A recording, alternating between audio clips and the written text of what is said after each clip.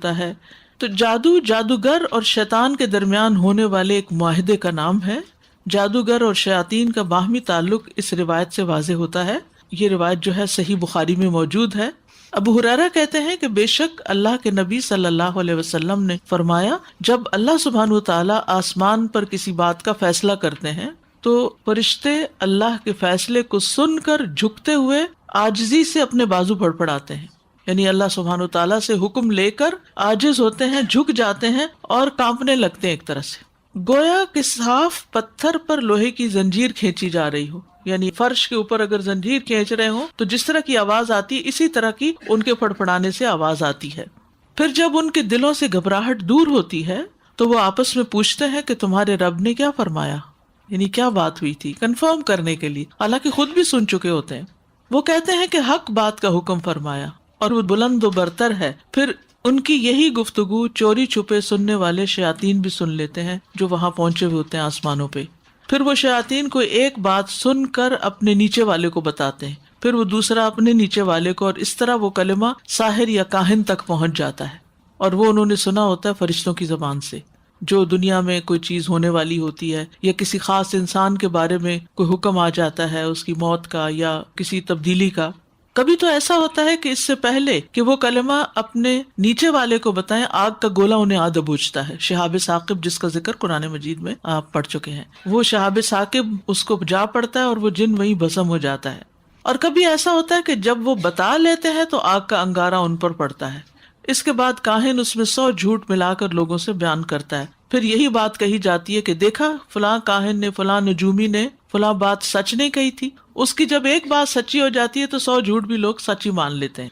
اسی ایک کلمے کی وجہ سے جسے آسمان پر شیاطین نے سنا تھا، لوگ کاہنوں اور ساحروں کی بات کو سچا گرداننے لگتے ہیں. وہ کہتے ہیں کہ یہ بالکل سچی بات تھی. یاد رکھیے کہ جادو ایک خبیث اور شیطانی عمل ہے. یعنی جادو کفر بھی ہے، جادو میں شرک بھی ہے، جادو ایک شیطانی عمل ہے، جادو کبیرہ گناہ ہے. تو اس کی سنگینی کو سمجھنے کی ضرورت ہے. یعنی ایک مسلمان اور جادو، یہ دو چیزیں آپس میں میچ نہیں کرتی. یہ شرک بھی ہے، یہ کفر بھی ہے، یہ کبیرہ گناہ بھی ہے، اور یہ خبیث عمل ہے اور یہ شیطانی عمل ہے. اس لیے اس سے بچنے کی ضرورت ہے.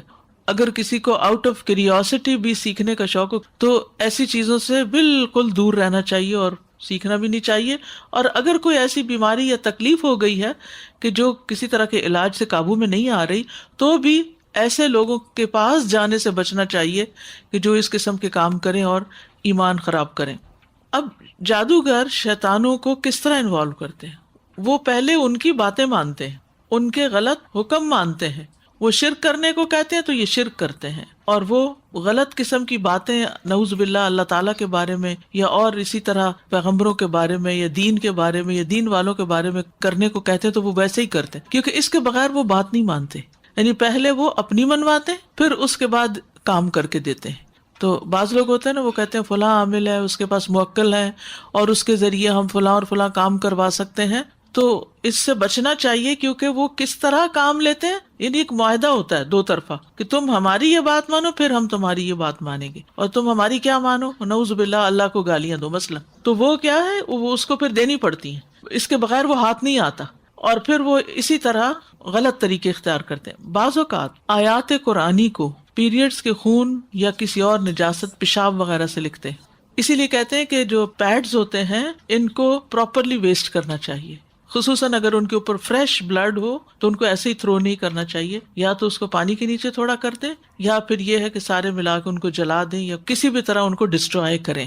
ان کو ایسے کھلا نہ چھوڑ دیں، کیونکہ جنات یا جادوگر کسی طریقے سے یہ خون حاصل کرتے ہیں اور پھر ان سے وہ آیات لکھتے ہیں. اب یہ آیات کی کس قدر بڑی توہین ہے. جب وہ یہ کام کرتے ہیں تو پھر وہ جن ان کے قابو میں آتے ہیں.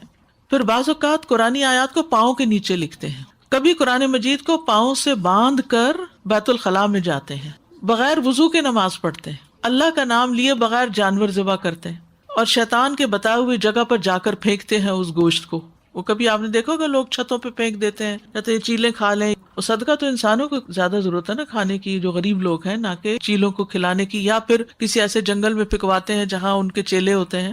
یا کبھی آیات قرآنی کو الٹا بھی لکھتے ہیں، بیک ٹریک کرتے ہیں. تو اس سے کیا ہوتا ہے کہ معنی بدل جاتے ہیں. اب مثال کے طور پر آپ دیکھیے گاڈ لفظ کو اگر الٹا لکھیں تو کیا بن جاتا ہے؟ ٹھیک ہے نا، تو کتنی غلط چیز میں کنورٹ ہو جاتا ہے وہ لفظ. تو اس قسم کی بےہودہ باتیں جو ہیں وہ کرتے ہیں اور اس سے معنی جو ہے وہ تبدیل ہو جاتے ہیں. یا کبھی سگی ماں یا بیٹی سے زنا وغیرہ کرتے ہیں شیاطین کے کہنے پر، یعنی حد درجے کے قبیح عمل کرتے ہیں اور اس طرح پھر وہ ان سے کام لیتے ہیں.